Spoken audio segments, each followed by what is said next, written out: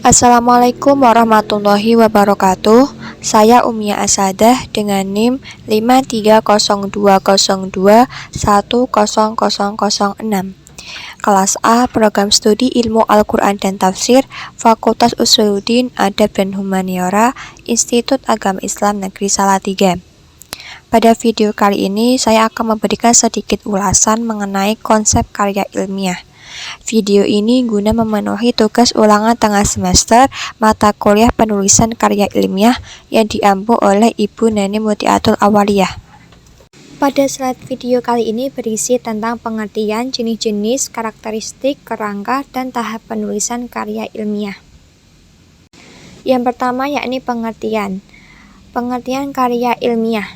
Karya merupakan suatu hasil perbuatan, ciptaan, terutama hasil sebuah karangan. Sedangkan ilmiah yakni suatu yang bersifat ilmu atau memenuhi kaidah keilmuan.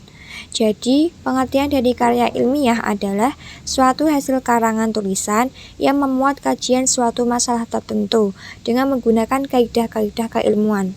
Kaidah-kaidah keilmuan itu mencakup penggunaan metode ilmiah dan pemenuhan prinsip-prinsip keilmiahan seperti objektif, logis, empiris, sistematis, lugas, jelas, dan konsisten. Selanjutnya, jenis-jenis karya ilmiah. Jenis karya ilmiah itu ada dua. Yang pertama, karya ilmiah murni.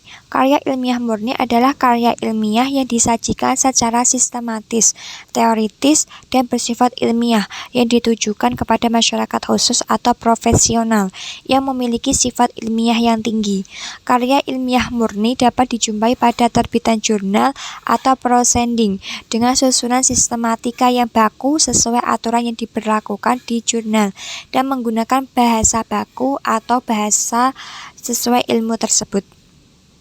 Yang kedua yakni karya ilmiah populer. Karya ilmiah populer adalah karya ilmiah yang berpegang kepada standar ilmiah, tetapi ditampilkan dengan bahasa umum yang mudah dipahami oleh masyarakat awam dan layak yang menarik, sehingga masyarakat lebih tertarik untuk membacanya. Karya tulis ilmiah populer lebih banyak diciptakan dengan jalan menyadur, mengutip, dan meramu informasi dari berbagai tulisan orang lain daripada menulis murni gagasan, pendapat, dan pernyataan sendiri. Artinya, karya ilmiah populer lebih cocok disebut sebagai tulisan daripada karangan. Seperti yang dipaparkan di atas, secara otomatis akan ada proses reduksi makna ilmiah dari makna aslinya ketika digandengkan dengan kata populer. Namun meski mengalami reduksi, kata-kata ilmiah tetap menggambarkan pertanggungjawaban penulisnya secara ilmiah dengan pencantuman sumber rujukan. Karya ilmiah populer biasanya bisa dibaca di terbitan harian seperti koran atau tabloid dengan penyusunan sistematika yang tidak baku dan menggunakan bahasa yang lebih mudah dimengerti atau populer. Selanjutnya, karakteristik karya ilmiah. Karakteristik karya ilmiah murni ialah 1. Penulis berusaha memaparkan data apa adanya dan objektif, dan umumnya menggunakan struktur kalimat pasif. 2. Penulis banyak menggunakan bahasa dan terminologi khusus atau disebut jargon ilmiah yang hanya dapat dipahami oleh ilmuwan yang sama pokok bahasan. 3. Temuan kajian ditulis dalam bentuk sistematis dengan mematuhi kaidah-kaidah penulisan karya ilmiah yang mencakup bahasan bab per bab serta terstruktur dan baku. 4. Tulisan digunakan untuk memaparkan informasi dalam bentuk khusus yang hanya digunakan untuk menarik kemampuan intelektual pembaca. 5. Tulisan bersifat bebas dari opini penulis dan terdapat jarak antara penulis dengan hal-hal yang dikaji. Yang kedua, karakteristik karya ilmiah populer. 1. Penulis menyajikan fakta yang bersifat objektif. Umumnya informasi dipaparkan dalam bentuk narasi dan biasanya struktur yang digunakan ialah kalimat aktif. 2. Penyajian menggunakan bahasa yang cermat, tidak terlalu formal, disusun secara sistematis, namun tidak berdasarkan kaidah-kaidah penulisan karya ilmiah yang mencakup bahasan bab per bab serta tidak memuat hipotesis. 3. Penulis tidak memancing pertanyaan-pertanyaan yang meragukan, mengimbau perasaan pembaca agar seolah-olah mereka menghindari sendiri, dan penarikan kesimpulan dengan memberikan kesempatan agar fakta berbicara sendiri. Selanjutnya, kerangka karya ilmiah. Kerangka karya ilmiah murni. 1. Persembahan. Persembahan bukan bagian yang terlalu penting, oleh karena itu kadang-kadang tidak dibuat. 2. Kata pengantar. Berisi uraian yang mengantarkan para pembaca ke arah permasalahan yang akan dibahas. Selain itu, juga berisi tentang ucapan terima kasih kepada pihak-pihak yang telah membantu menyelesaikan karya tersebut. 3. Daftar isi. Memuat judul bab, subbab, dan bagian-bagian lainnya dengan disertai halaman tempat bab itu berada. 4. Pendahuluan. Untuk menarik perhatian pembaca terhadap pokok uraian dan menunjukkan dasar sebenarnya dari uraian itu. 5. Tubuh karangan. Merupakan bagian yang pokok dari sebuah karya. Disinilah terletak segala masalah yang akan dibahas secara sistematis. 6. Penutup. Berisi kesimpulan, sari dari pokok-pokok yang telah dibahas secara panjang lebar pada bagian tubuh karangan, dan saran dari pembaca terhadap sebuah karangan tersebut. 7. Daftar pustaka. Berisi susunan sumber tertulis yang dikutip di dalam karangan. 2. Kerangka karya ilmiah populer. 1.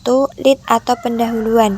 Berisi hal yang paling penting untuk mengarahkan perhatian pembaca pada suatu hal yang akan dijadikan sudut pandang dimulainya tulisan. 2. Jembatan. Bertugas menjembatani lead masuk ke tubuh tulisan yang isinya masih terkait dengan lead tetapi sudah mulai masuk ke tubuh tulisan. 3. Tubuh tulisan. Berisi situasi dan proses yang disertai penjelasan yang mendalam tentang mengapa dan bagaimana. Selain itu, situasi dan proses di dalam karya tulis ilmiah populer tidak disertai pendapat subjektif. 4. Penutup. Berisi pesan yang mengesankan. Di samping itu juga berisi suatu simpulan dari uraian tulisan sebelumnya.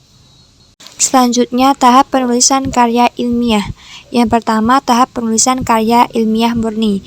1. Persiapan, yakni memilih masalah atau topik dan mempertimbangkannya. Topik atau masalah adalah pokok pembicaraan. 2. Pengumpulan data. Langkah pertama yang harus ditempuh dalam pengumpulan data adalah mencari informasi dari perpustakaan mengenai hal-hal yang ada relevansinya dengan judul tulisan. 3. Pengorganisasian atau pengonsepan. Penyusun harus menggolong-golongkan data menurut jenis, sifat, atau bentuk. Penyusun menentukan data mana yang akan dibicarakan selanjutnya. 4. Pemeriksaan atau penyuntingan. Sebelum mengetik konsep, penyusun harus memeriksanya. Pemeriksaan mencakup pemeriksaan isi karya dan cara penyajian karya. 5. Penulisan data. Pada tahap ini yang dilakukan adalah mencari keterangan dari bahan bacaan, pengumpulan dari pihak-pihak penting, observasi ke objek yang akan diteliti, melakukan percobaan di laboratorium, atau pengujian lapangan. 6. Penyajian dan pengetikan. Pada tahap penyajian harus memperhatikan hal-hal berikut seperti segi kerapian dan kebersihan, tata letak unsur-unsur dalam format karya ilmiah, memakai standar yang berlaku dalam penulisan karya ilmiah yang sesuai dengan ejaan yang telah disempurnakan. Yang kedua yakni tahap penulisan karya ilmiah populer. 1. Persiapan adalah ketika penulis menyiapkan diri, mengumpulkan informasi, merumuskan masalah, menentukan fokus, mengolah informasi, menarik tafsiran terhadap realitas yang dihadapinya, berdiskusi, membaca, mengamati, dan lain-lain yang memperkaya masukan kognitif yang akan diproses selanjutnya. 2. Inkubasi adalah ketika pembelajar memproses informasi yang dimilikinya sedemikian rupa, sehingga mengantarkannya pada ditemukannya pemecahan masalah atau jalan keluar yang dicarinya. 3. Iluminasi adalah ketika datangnya inspirasi atau insight, yaitu gagasan datang seakan-akan tiba-tiba dan berloncatan dari pikiran kita. Pada saat ini, apa yang telah lama kita pikirkan menemukan pemecahan masalah atau jalan keluar. 4. Verifikasi atau evaluasi. Apa yang dituliskan sebagai hasil iluminasi itu diperiksa kembali, diseleksi, dan disusun sesuai dengan fokus tulisan.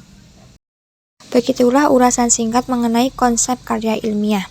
Terima kasih telah menonton dan mohon maaf atas kesalahan dan kekurangan dalam ulasan mengenai konsep karya ilmiah. Saya Umia, pamit undur diri. Wassalamualaikum warahmatullahi wabarakatuh.